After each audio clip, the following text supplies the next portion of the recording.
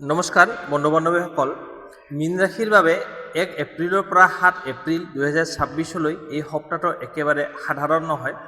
এইকেইদিনত কিছুমান গুপ্ত পৰিৱৰ্তন আপোনাৰ জীৱনত দেখা যাব পাৰে। কিছুমান মানুহে হঠাৎ সহায় কৰিব, কিন্তু আন কিছুমানৰ আচল মুখা এই সপ্তাহতে প্ৰকাশ পাব পাৰে।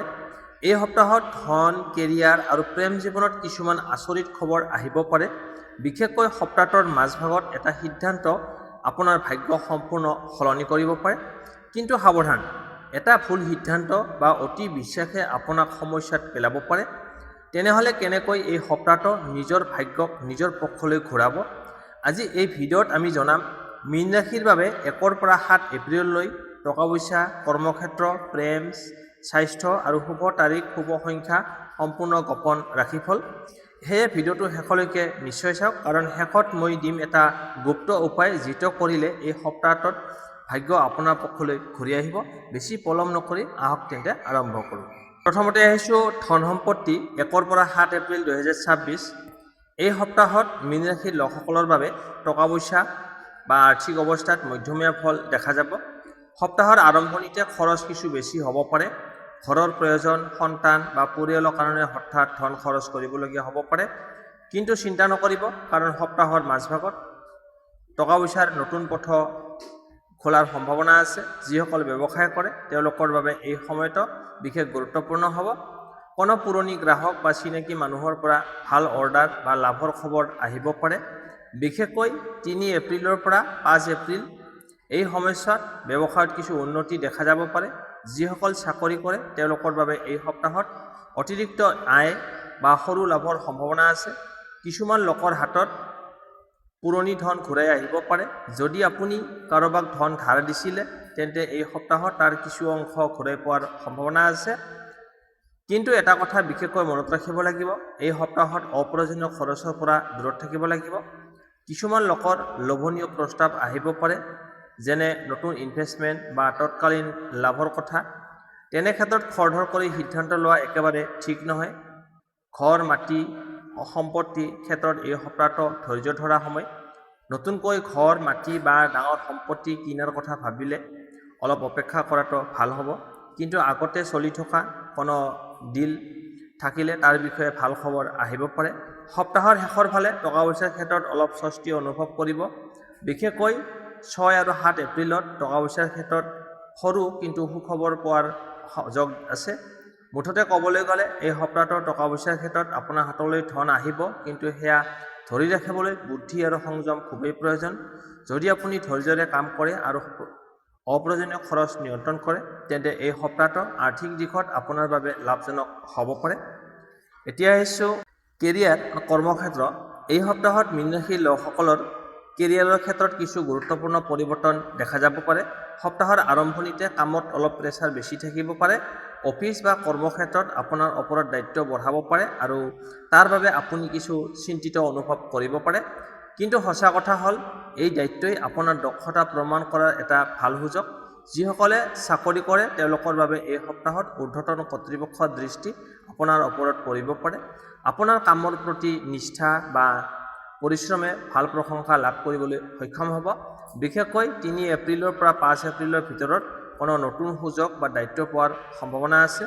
কিছুমান লোকৰ ক্ষেত্ৰত এই সময়ত নতুন চাকৰি বিচৰাৰ চিন্তা আহিব পাৰে। যদি আপুনি বহুদিন ধৰি চাকৰি সলনি কৰাৰ কথা ভাবি আছিল, তেন্তে এই সপ্তাহত নতুন সুযোগৰ ভাল খবৰ আহিব পাৰে। কিন্তু সিদ্ধান্ত লোৱাৰ আগতে ভালদৰে ভাবি চিন্তি লোৱা অত্যন্ত প্ৰয়োজন। ব্যৱসায় কৰা লোকসকলৰ বাবে এই সপ্তাহটো মধ্যম ধৰণৰ থাকিব। আৰম্ভণিতে অলপ বাধা বিঘিনি দেখা দিব পাৰে, কিন্তু এই সপ্তাহৰ মাজভাগত পৰিস্থিতি লাহে লাহে ভাল হ'ব। কোনো পুৰণি পৰিকল্পনা পুনৰ আৰম্ভ কৰাৰ সুযোগো আহিব পাৰে।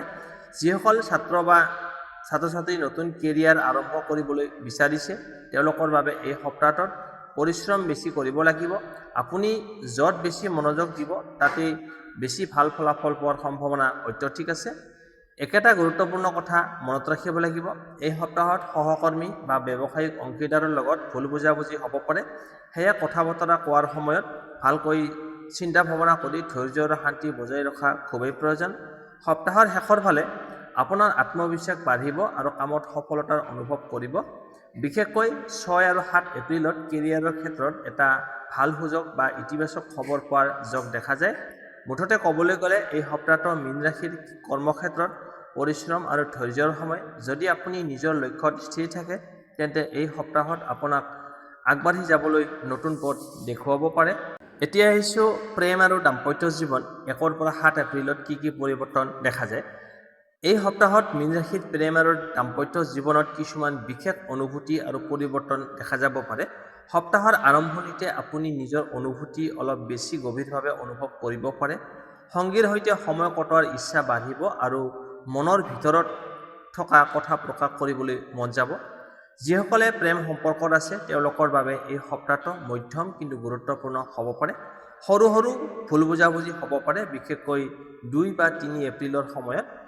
কিন্তু যদি আপুনি ধৈৰ্য ধৰে আৰু সঠিকভাৱে কথা কয় তেন্তে সম্পৰ্ক আগতকৈ আৰু শক্তিশালী হ'ব পাৰে।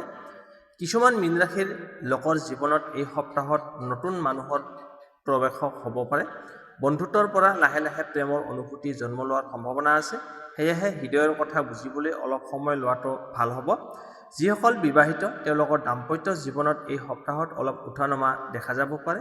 পৰিয়াল বা দায়িত্বৰ কাৰণে দুয়োজনৰ মাজত অলপ মানসিক দূৰত্ব অনুভৱ হ'ব পাৰে।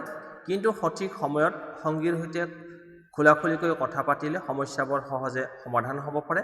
বিশেষকৈ সপ্তাহৰ মাজভাগত সংগীৰ পৰা এটা আচৰিত সমৰ্থন বা মৰম পোৱাৰ সম্ভাৱনা আছে। এই সময়ত দুয়োজনে একেলগে সময় কটালে সম্পৰ্ক আৰু মজবুত হ'ব। যিসকল ছিংগেল হৈ আছে তেওঁলোকৰ বাবে এই সপ্তাহত নতুন সম্পৰ্ক আৰম্ভ হোৱাৰ সংকেত দেখা যায়। কোনো সামাজিক অনুষ্ঠান, বন্ধুৰ মাধ্যমে বা অনলাইন যোগাযোগৰ জৰিয়তে কোনো বিশেষ মানুহৰ সৈতে পৰিচয় হ'ব পাৰে।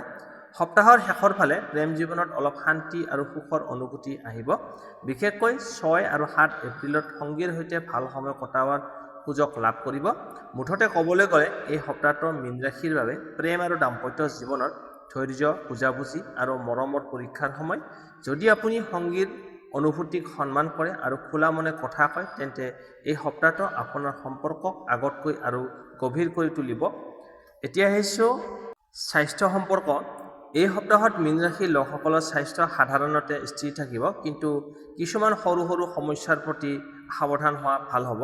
সপ্তাহৰ আৰম্ভণিতে মানসিক চাপ বা ক্লান্তি অলপ বেছি অনুভৱ কৰিব পাৰে। কামৰ প্ৰেছাৰ, পৰিয়ালৰ দায়িত্ব বা চিন্তাৰ বাবে মনটো অলপ অশান্ত হ'ব পাৰে। এই সময়ত যথেষ্ট বিশ্ৰাম লোৱা খুবেই প্ৰয়োজন। যদি আপুনি বেছি চিন্তা কৰে বা সময়মতে টোপনি নাহে তেন্তে শৰীৰত দুৰ্বলতা অনুভৱ হ'ব পাৰে। সেয়েহে নিজৰ দৈনন্দিন জীৱনত অলপ বিশ্ৰাম আৰু নিয়ম বজাই ৰাখিবলৈ চেষ্টা কৰক। খাদ্যৰ অভ্যাসৰ ক্ষেত্ৰতো এই সপ্তাহত বিশেষ মনোযোগ দিব লাগিব। বেছি তেলজাতীয় খাদ্য বা বাহিৰৰ খাদ্য খোৱাৰ পৰা অলপ দূৰত থাকিবলৈ চেষ্টা কৰক।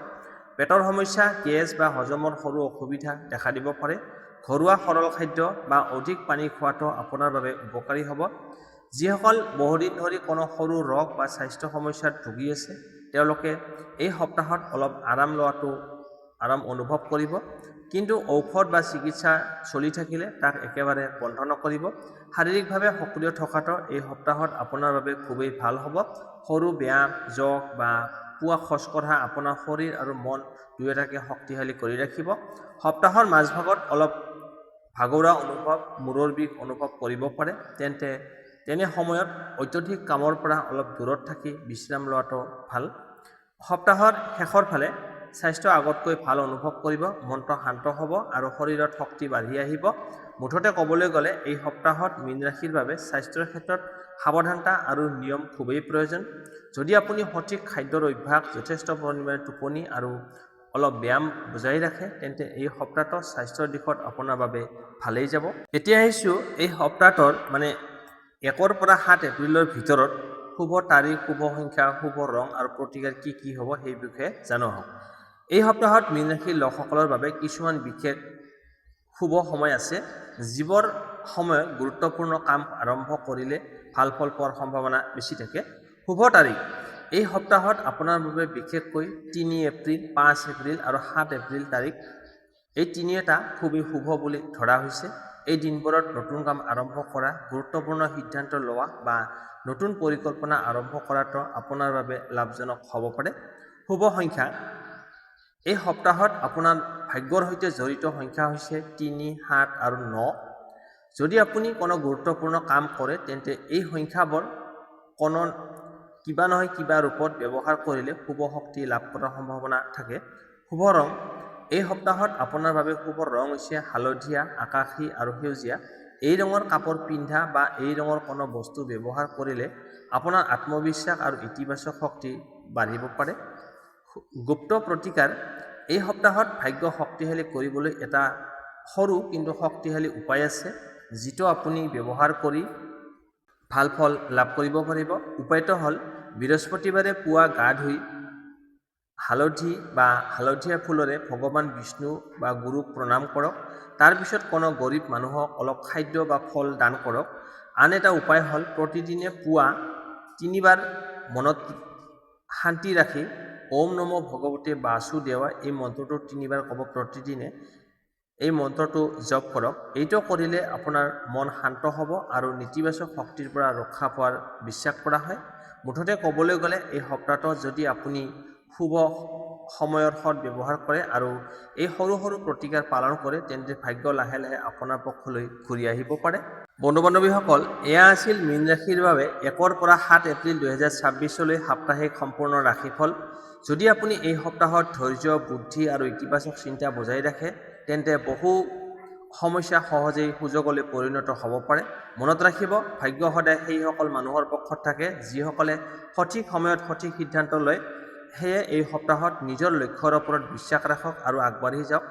যদি আপুনি মীন ৰাশিৰ লগ হয় আৰু এই তথ্য আপোনাৰ বাবে উপকাৰী লাগিল তেন্তে ভিডিঅ'টো লাইক কৰক, চেনেলটো ছাবস্ক্ৰাইব কৰক আৰু বেল আইকনটো অন কৰি ৰাখক, যাতে আগন্তুক দিনত এনে গুৰুত্বপূৰ্ণ ৰাশিফল আপুনি প্ৰথমেই পাই যায়। আৰু কমেণ্টত লিখিব আপুনি কোন ঠাইৰ পৰা এই ভিডিঅ'টো চাই আছে। ধন্যবাদ। পুনৰ লগ পাম আগন্তুক নতুন ৰাশিফলৰ সৈতে। ধন্যবাদ।